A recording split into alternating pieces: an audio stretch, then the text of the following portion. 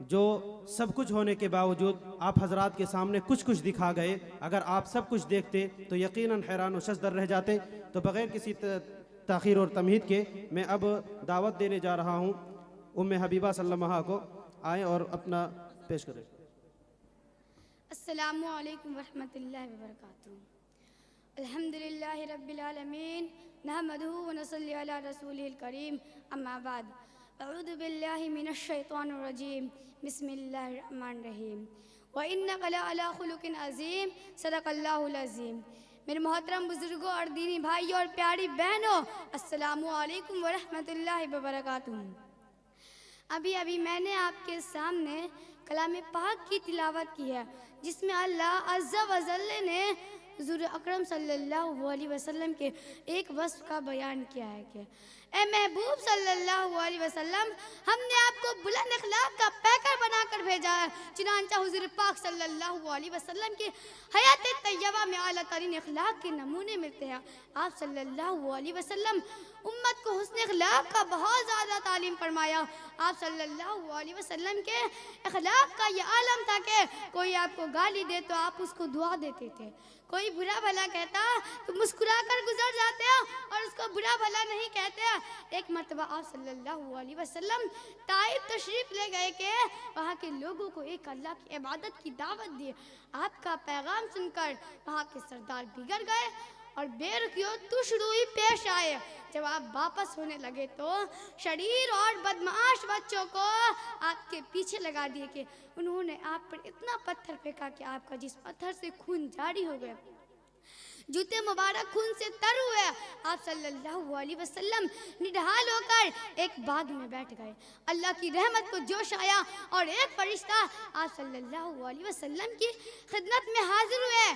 کہا کہ آپ اگر حکم دے تو دونوں جانب کے پہاڑوں کو آپس میں ملا دیا جائے اور یہ سب بستی والے بھی اسی میں پس جائے، مگر قربان جائے اپنے آقا صلی اللہ علیہ وسلم کے اعلی اخلاق کے کہ آپ نے فرمایا وہ مجھے نہیں پہچانتے، ورنہ ایسا نہ کرتے۔ اگر وہ آج ایمان نہیں لاتے، اللہ کی جان سے امید ہے کہ ان کی نسل ایمان لائے گی، اور ایسا ہی ہوا۔ چنانچہ بعد میں اسی قبیلے کے ایک نوجوان محمد بن قاسم رحمۃ اللہ علیہ اسلام کی دعوت لے کے ہندوستان آئے، اور انہی کی بدولت آج ہم مسلمان ہیں۔ اور اللہ ہمیں کہنے اور سننے سے زیادہ عمل کرنے کی توفیق عطا فرمائے، آمین۔ اور انہی چند باتوں پہ میں اپنی تقریر ختم کرتی ہوں۔ وآخر دعوانا ان الحمدللہ رب العالمین۔ السلام علیکم ورحمۃ اللہ۔ اعوذ باللہ من الشیطان الرجیم، بسم اللہ الرحمن الرحیم، وَإِنَّكَ لَعَلَىٰ خُلُقٍ عَظِيمٍ، صدق اللہ العظیم۔ محترم بزرگوں اور دینی بھائیوں، السلام علیکم ورحمۃ اللہ وبرکاتہ۔ ابھی میں نے آپ کے سامنے کلام پاک کی تلاوت کی ہے، جس میں اللہ عز و جل نے حضور اکرم صلی اللہ علیہ وسلم کے ایک وصف کا بیان کیا ہے کہ اے محبوب صلی اللہ علیہ وسلم، ہم نے آپ کو بلند اخلاق کا پیکر بنا کر بھیجے ہیں۔ چنانچہ حضور پاک صلی اللہ علیہ وسلم کی حیات طیبہ میں اعلیٰ ترین اخلاق کے نمونے ملتے ہیں۔ آپ صلی اللہ علیہ وسلم نے امت حسن اخلاق کا بہت زیادہ تعلیم بھی فرمائی ہے۔ آپ علیہ السلام کے اخلاق کا یہ عالم تھا کہ کوئی آپ کو گالی دیتا تو آپ اس کو دعا دیتے، کوئی آپ کو برا بھلا کہتا تو مسکرا کر گزر جاتے اور اس کو برا بھلا نہ کہتے۔ ایک مرتبہ طائف تشریف لے گئے اور وہاں کے لوگوں کو اللہ کی عبادت کی دعوت دی کہ وہاں کے سردار بگڑ گئے اور بہت بے رخی و ترش روئی سے پیش آئے۔ جب آپ واپس ہونے لگے تو شریر اور بدمعاش بچوں کو پیچھے لگا دیے۔ انہوں نے اتنا پتھر پھینکا کہ آپ کے جسم عطر خون سے جاری ہو گئے، جوتے مبارک خون سے تر ہو کر آپ نڈھال ہو کر ایک باغ میں بیٹھ گئے۔ اللہ کی رحمت کو جوش آیا اور ایک فرشتہ آپ کی خدمت میں حاضر ہوا۔ کہا کہ اگر آپ حکم دے تو یہ دونوں جانب پہاڑ کو آپس میں ملا دے اور یہ دونوں بستی والے اسی میں پیس جائے، مگر قربان جائے۔ آقا صلی اللہ علیہ وسلم کے اعلی اخلاقی کے فرمایا نہیں یہ مجھے پہچانتے نہیں ورنہ ایسا نہیں کرتے. اگر یہ آج ایمان نہیں لائے تو اللہ کی ذات سے امید ہے کہ ان کی نسل ایمان لائے گی.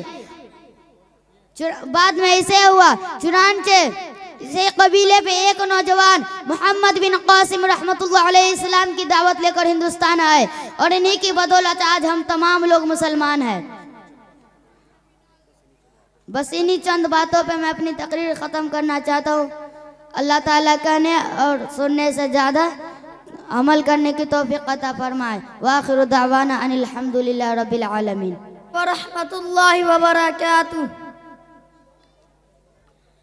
الحمد لله رب العالمين والصلاة والسلام على من لا نبي بعد أما بعد فأعوذ بالله من الشيطان الرجيم. بسم الله الرحمن الرحيم. يا أيها النبي إنا أرسلناك شاهدا ومبشرا ونذيرا وداعيا إلى الله بإذنه وسراجا منيرا. صدق الله العظيم. محترم سامعین، میں اس متبرک اور روحانی بزم میں شمع رسالت کو روشن کرنے کی جسارت کر رہا ہوں، ورنہ تو حقیقت یہ کہ سیرت النبی کو موضوع گفتگو بنانا، شمائل نبی پر کلام کرنا، صفات رسول کو شمار کرنا ہمارے جیسے عام انسان کے بساط سے باہر ہے. عام لوگوں کی کیا مجال کے بے سیرت النبی کا احاطہ کر سکے، جبکہ شاعر رسول حضرت حسان بن ثابت رضی اللہ عنہ یہ کہنے پر مجبور ہو جاتے ہیں: ما ان مدحت محمدا بمقالتی ولكن مدحت مقالتی بمحمد. یعنی میری بساط نہیں کہ اپنے اشعار سے رسول اللہ صلی اللہ علیہ وسلم کا حق ادا کر سکوں. ہاں، میں ذکر رسول سے اپنے اشعار کی ضرور مدح سرائی کی ہے، جیسا کہ ایک اردو شاعر نے اس طرح نقشہ کھینچا ہے: قلم میرا کاسر زباں میری، قلم میرا کاسر زباں میری، عاجز محمد کی عظمت بتاؤں میں کیسے، ہے محبوب رب امام الرسول فضائل مکمل سناؤں میں کیسے. محترم حضرات، رب کائنات کی اس سرزمین پر مختلف قسم کے مخلوقات نے اور مختلف قسم کے مخلوقات نے اور مختلف قسم کے مخلوقات نے اور مختلف انسانی طبقوں نے ہم پر احسانات کیے ہیں. وہ سب شکر کی مستحق ہے، لیکن سب سے زیادہ ہم پر جن لوگوں کا احسان ہے وہ انبیاء علیہ السلام کی جماعت ہے. ان میں سے ہر ایک نے اپنے اپنے وقت میں اپنی اپنی قوموں کے سامنے اس زمانے کے مناسب حال اخلاقیہ اور صفات کاملہ کا ایک نہ ایک بلند ترین معجزاتی نمونہ پیش کیا. کسی نے صبر، کسی نے ایثار، کسی نے قربانی، کسی نے زہد. غرض ہر ایک نے دنیا میں انسان کی پرپیچ زندگی کے راستہ میں ایک ایسا مینار قائم کر دیا ہے جس سے صراط مستقیم کا پتہ لگ سکے. مگر ضرورت تھی ایسی رہنما اور رہبر کی جو اس سرے سے لے کر اس سرے تک پوری راہ کو اپنی ہدایت اور عملی مثالوں سے روشن کر دے. گویا ہمارے ہاتھ میں اپنی زندگی کا پورا گائیڈ بک دے دے، جس کو لے کر اسی کی تعلیم و ہدایت کے مطابق ہر مسافر بے خوف و خطر منزل مقصود کا راستہ پالے. یہ رنمان سلسلہ وما علینا الا البلاغ. الرجیم. بسم اللہ الرحمن الرحیم. لو انزلنا هذا القرآن على جبل لرأيته خاشعا متصدعا من خشیة اللہ. صدق اللہ العظیم. محترم حضرات، آج میں اس متبرک جلسہ میں متبرک کتاب قرآن کریم کی عظمت و فضیلت پر روشنی ڈالنے کی جسارت کر رہا ہوں. اللہ رب العزت نے امت کو صراط مستقیم اور رشد و ہدایت پر لانے کے لیے کم و بیش 1,24,000 انبیاء اکرام کو ایسے معجزات کے ساتھ مبعوث فرمایا جو اس زمانہ کے حالات کے مطابق تھا. مثلا حضرت موسیٰ علیہ السلام کے زمانہ میں جادو کا زور تھا تو آپ کو مشابہت بھی ایسے عطا کیے گئے جو ظاہری صورت میں جادو کا مشابہت رکھتے تھے، مثلا عصا کا سانپ بن جانا، ید بیضا وغیرہ۔ اسی طرح حضرت عیسیٰ علیہ السلام کے زمانہ میں طب کا چرچا تھا تو آپ کو معجزات بھی ایسے عطا کیے گئے جو ظاہری صورت میں طب کا مشابہت رکھتا تھا، مثلا اندھوں کو بینا کرنا وغیرہ، مردوں کو زندہ کرنا وغیرہ۔ اسی طرح جب باری آتی ہے محسن انسانیت ہادی عالم جناب محمد صلی اللہ تعالی علیہ وسلم کی تو آپ کو بھی سینکڑوں معجزات سے نوازا، لیکن ان تمام میں ایک زندہ جاوید سب سے مشہور معجزہ قرآن سے نوازا۔ دوستو، یہ انقلابی کتاب ہے اور یہ ایک ایسی کتاب ہے جس کی فصاحت و بلاغت، جامعیت و معنویت بیان نہیں کی جا سکتی۔ یہ ایک ایسی کتاب ہے جس کی نظیر پیش کرنے سے تاریخ انسانی قاصر ہے۔ یہ ایک ایسی کتاب ہے جس سے معرفت خداوندی حاصل ہوتی ہے۔ یہ ایک ایسی کتاب ہے جو مخلوق سے 1000 سال پیدا ہونے سے قبل سورہ یاسین طہ کی تلاوت فرمائی تو فرشتوں نے سن کر کہا کہ مبارک اس امت پر جس پہ یہ کلام نازل ہوگا، اور خوشخبری ان سینوں کے واسطے جو اس کے حامل ہوں گے، اور بشارت ان زبانوں کے واسطے جو اس کو تلاوت کرنے والی ہوگی۔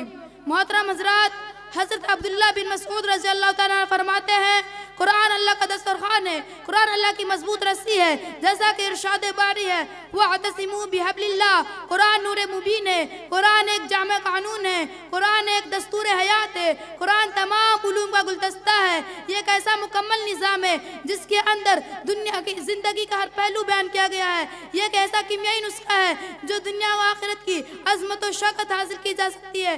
قرآن شفا ہے، جیسا کہ ارشاد باری ہے فی شفاء للناس، قرآن نجات دہندہ ہے۔ یہ ایک ایسی کتاب ہے جس کا ایک سرا قلب مومن سے منسلک ہے تو دوسرا سرا ذات باری تعالیٰ سے۔ یہ ایک ایسی کتاب ہے جب اس کو مومن پڑھتا ہے تو فرشتہ ان کے آنکھوں کے درمیان پیشانی کو بوسہ دیتے ہیں۔ یہ ایک ایسی کتاب ہے جس کی لذت و حلافت، لطافت و شیرینی، فصاحت و بلاغت سرداران مکہ کو حیران کر دیا۔ یہ ایک ایسی کتاب ہے جو حفاظ کے والدین کو روز قیامت چاند و سورج سے بھی زیادہ چمکدار تاج پہنایا جائے گا۔ یہ ایک ایسی کتاب ہے جس کی حفاظت کی ذمہ داری خود رب کائنات نے لے رکھی ہے۔ خلاصہ تو یہ ہے کہ ان کے فضائل و مناقب اتنے ہیں کہ زبان بیان کرنے سے قاصر ہے۔ دوستو، جب حضرت محمد صلی اللہ تعالی علیہ وسلم قرآن سنانا شروع کیا تو مکہ کے اندر کھلبلی مچ گئی اور کفار مکہ کے معبودان باطل پکار اٹھے یہ تو کھلا ہوا جادو ہے، اس کو محمد نے خود گھر لیا ہے، یہ خدا کا کلام ہے، یہ محمد جھوٹ بولتا ہے۔ تو اللہ رب العزت نے کفار مکہ اور منکرین قرآن کو چیلنج کر کے کہا وَإِن كُنتُمْ فِي رَيْبٍ مِّمَّا نَزَّلْنَا عَلَىٰ عَبْدِنَا فَأْتُوا بِسُورَةٍ مِّن مِّثْلِهِ وَادْعُوا شُهَدَاءَكُم مِّن دُونِ اللَّهِ إِن كُنتُمْ صَادِقِينَ۔ اگر تم لوگ شک میں ہو اس بات سے کہ ہم نے اپنے بندے یعنی محمد پر نازل نہیں کیا تو لاؤ اس کے جیسی اور بلا لے اپنے مددگاروں کو، تو پھر اللہ تعالیٰ نے دوسری جگہ بطور چیلنج کے کہا فَلْيَأْتُوا بِحَدِيثٍ مِّثْلِهِ۔ یہ چیلنج تو نہ صرف اہل مکہ کو تھا بلکہ تمام منکرین قرآن اور معترضین قرآن کو تھا، مگر اس جیسا کلام پیش کرنے کی کوئی ہمت نہ کر سکا اور نہ آج تک ہو سکی اور نہ قیامت تک ہوگا، بلکہ روز بروز ان کے قلوب کو بہتر کرتا گیا۔ محترم حضرات اور سامعین اکرام، تاریخ شاہد ہے کہ حضرت عمر چلے تھے قاتل بن کر۔ کون عمر؟ وہی قریش کا جوان جس مجلس میں پہنچتا ہے سب سے ممتاز رہتا ہے، جس کی شجاعت، شہ سواری، تیر اندازی کے ڈنکے بجتے ہیں۔ جب وہ سرداران دو عالم صلی اللہ علیہ وسلم کی مخالفت میں پیش ہوتے ہیں تو روز عمر سرداران قریش کی میٹنگ میں پہنچتے ہیں، اپنا یہ فیصلہ سناتے ہیں کہ آج میں تمہیں محمد کا سر کاٹ کر لا دیتا ہوں۔ چنانچہ اسی ارادے سے گھر سے نکلے تھے کہ راستے میں یہ خبر ملی تمہاری بہن اور بہنوئی بھی اسلام کی دعوت سے مالا مال ہو چکے ہیں۔ اب کیا تھا، غصے کی حالت میں بہن کے گھر جا کر اس قدر مارا کہ لہولہان کر دیا۔ جب تھک گئے تو آخر میں کہا کہ وہ آیت سناؤ جو تم لوگ ابھی پڑھ رہے تھے، تو حضرت سعید رضی اللہ سعید نے یہ تلاوت فرمائی۔ بس کیا تھا، قرآن سننا ہی تھا کہ پتھر دل موم ہو گیا، قرآن ان کے دل میں اتر گیا، ساری شکاوت دور ہو گئی۔ میں اسی چند باتوں پر اپنی تقریر ختم کرنا چاہتا ہوں۔ اللہ رب العزت ہم سب کو کہنا اور سننے سے زیادہ عمل کرنے کی توفیق عطا فرمائے۔ وما علینا الا البلاغ۔ محترم سامعین کرام، اور میری ماؤں و پیاری بہنوں، میں آپ حضرات کے سامنے حضور صلی اللہ علیہ وسلم کی سیرت طیبہ پر مختصر روشنی ڈالنا چاہتی ہوں۔ دعا کیجئے کہ اللہ تعالیٰ مجھے صحیح بولنے کی توفیق عطا فرمائے۔ حضرت محمد مصطفیٰ صلی اللہ علیہ وسلم کے سینے میں خدا کی جو محبت کار فرما تھی، اسی کا دوسرا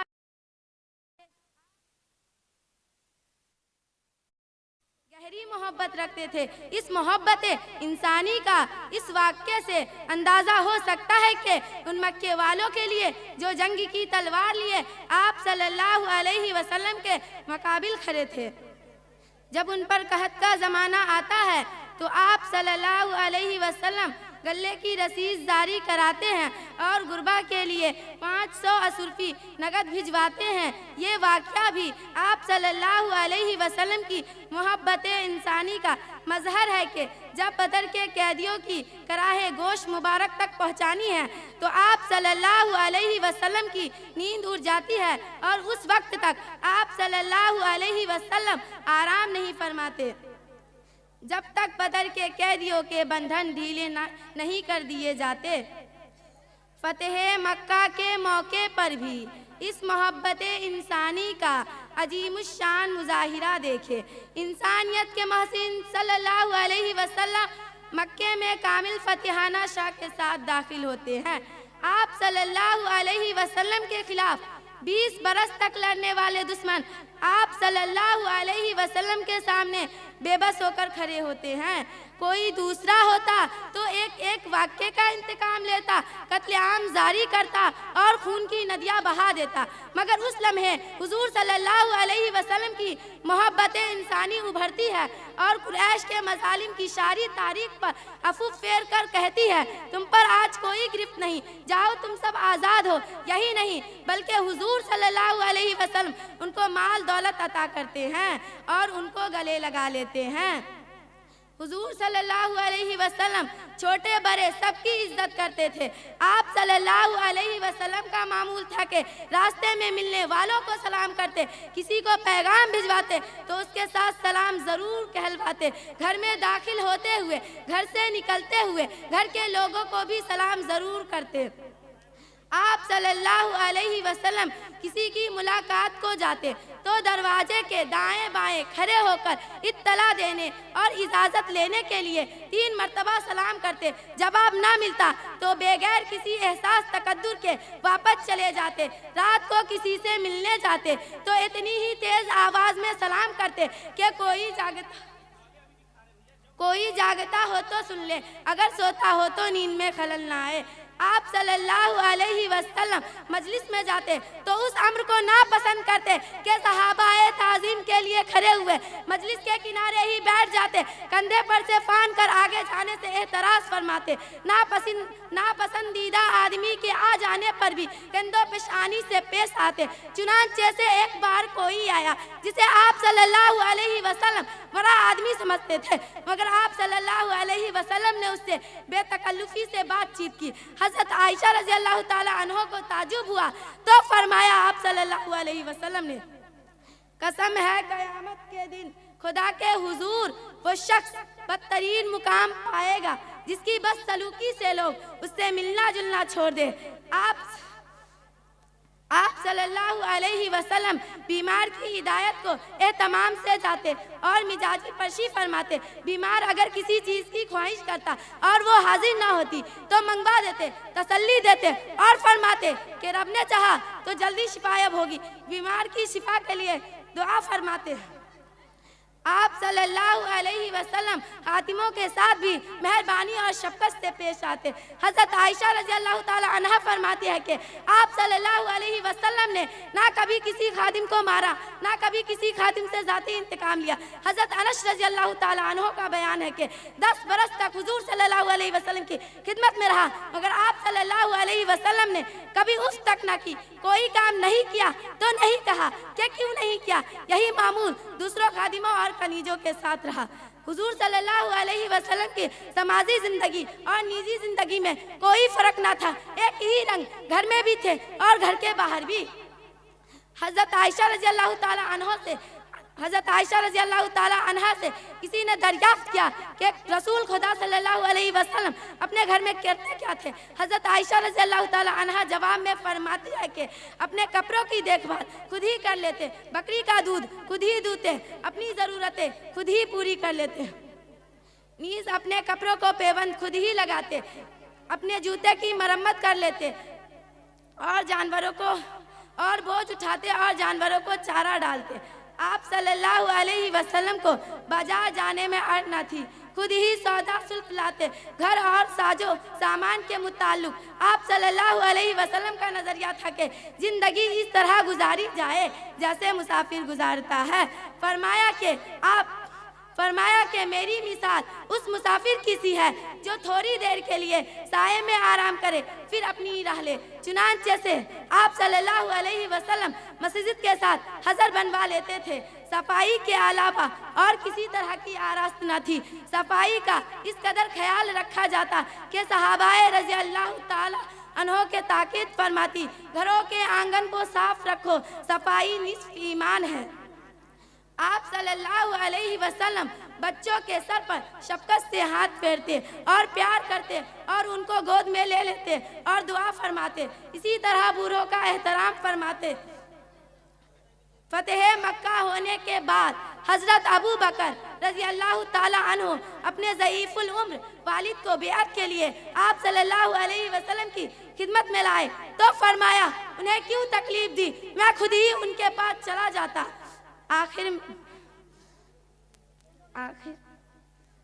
آخر میں اللہ تعالیٰ سے دعا ہے کہ اللہ تعالیٰ ہمیں اپنے نبی صلی اللہ علیہ وسلم کی نقش قدم پر چلنے کی توفیق عطا فرمائے۔ انہی باتوں پر میں اپنی تقریر ایک شعر کے ساتھ ختم کرتی ہوں۔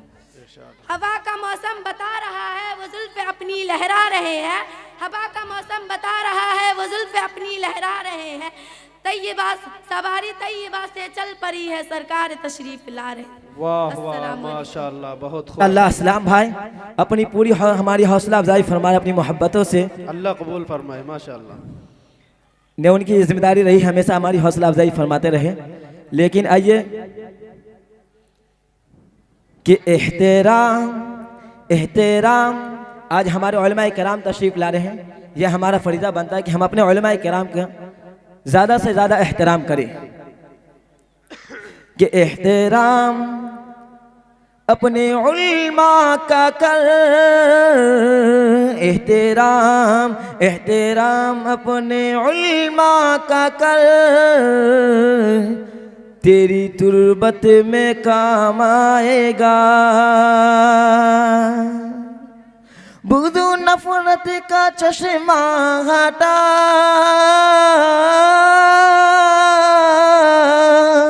بغض و نفرت کا چشمہ ہٹا، اے غلام شہ انبیاء، بغض و نفرت کا چشمہ ہٹا، اے غلام شہ انبیاء۔ احترام اپنے علماء کا کر، احترام اپنے علماء کا کر، تیری تربت میں کام آئے گا۔ آئیے ایک نعت پڑھ کے میں اپنی جگہ لیتا ہوں۔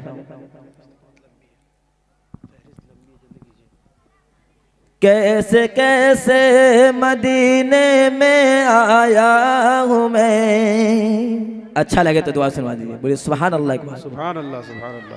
کہ کیسے کیسے مدینے میں آیا ہوں میں، کیسے کیسے مدینے میں آیا ہوں میں، اب مدینے سے جانا نہیں چاہتا، کہ کیسے کیسے